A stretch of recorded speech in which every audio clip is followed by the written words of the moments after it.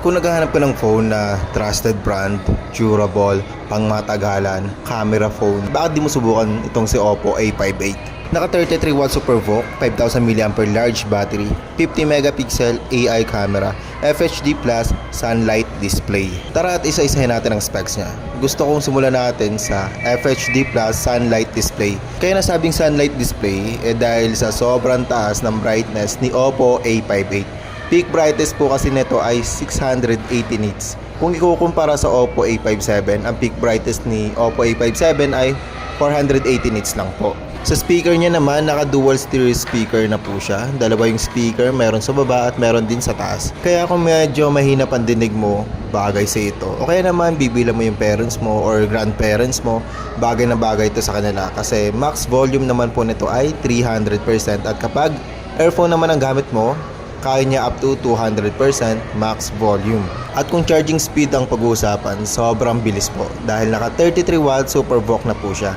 Safe po ang charging technology ni Oppo. Never naman nag-issue si Oppo pagdating sa charging. Yung 33 watts, sobrang bilis po nun. Siguro mga 48 minutes lang full charge na agad ang phone mo. Kahit gamitin mo yung phone mo habang naka-charge, safe po yan. Hindi po yung masisira.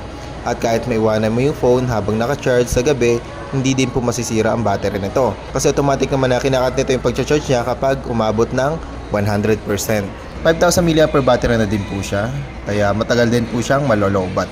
Maghapon mo na din siguro itong gagamitin. 6+6 na din po pala ang RAM ni Oppo A58. May RAM expansion po siya. May 6GB of physical RAM plus 6GB of virtual RAM. Kaya total na din po siya ng 16GB of RAM. Yung 6GB of virtual RAM, ibabawas niya lang po yan sa internal memory niya na 128GB. So magiging 122GB na lang po ang internal memory at magiging 16GB na po ang RAM niya. At ito yung isa sa pinaka nagustuhan ko kay Oppo A58. Meron po siyang 36 months fluency protection.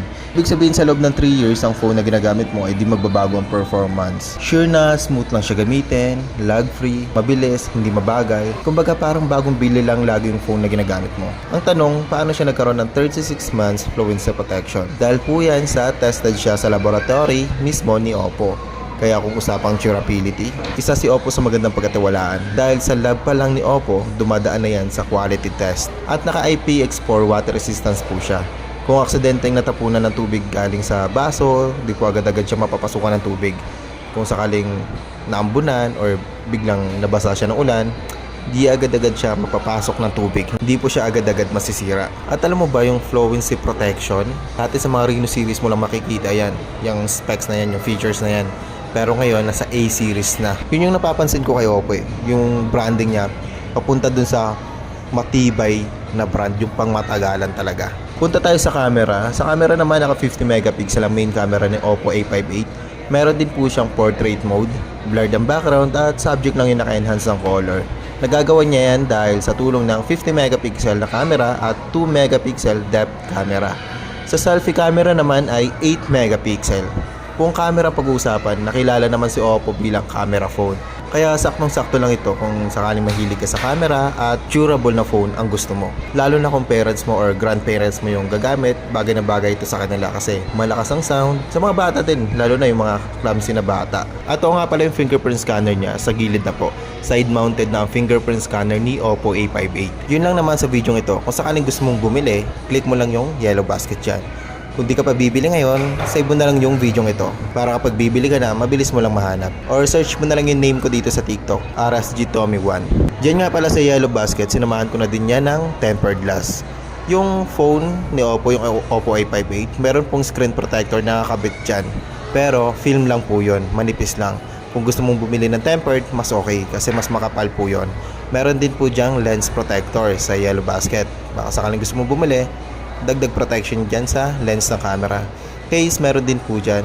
Case na pambabae, meron din po. Case na may design ng one piece, meron po dyan. At case na may shockproof, meron po dyan. Para sa safety po yan ng phone mo. Kaya kung ako sa'yo, bilhin mo na yan. Imagine ginamit mo yung phone, walang tempered, walang case, nabitawan mo bigla, nabasag yung screen. Sayang naman, di ba? Additional protection lang naman po yan. Mas mura naman yan kaysa sa mga physical store. Ikaw, sayang naman, di ba? Kung i-risk mo pa yung safety ng phone mo, gagastos ka lang din naman. Titipirin mo pa ba yung sarili mo? Baka madoble lang yung gastos mo. At ako nga pala, sinamahan ko din niya ng original earphone ni Oppo dyan sa yellow basket. Inside the box, wala na po talagang earphone si Oppo. Kahit other brand, wala na din namang earphone na kasama inside the box. Yung ibang brand nga charger, wala na. Yung nandyan sa yellow basket, original earphone po yan ni Oppo. At kung papansinin mo yung online store na pabibila mo dito sa TikTok, official store po yan ni Oppo. Sure po ako na original earphone po yan ni Oppo. Compatible po yan kahit sa anong brand. At sa online lang po available yan ha. Kapag sa mall ka bibili, class A lang po yan. Pati yung Encobuds 2, sinamahan ko na din po dyan. Maganda mapanood mo yung videos ko tungkol sa Encobuds 2 at saka sa wired earphone ni Oppo. Nandyan lang yung sa profile ko. Nakaka-categorize na yan. So hindi ka mahirapan hanapin. Nandyan lang yung sa profile ko, punta mo lang category. Yun lang naman, peace out.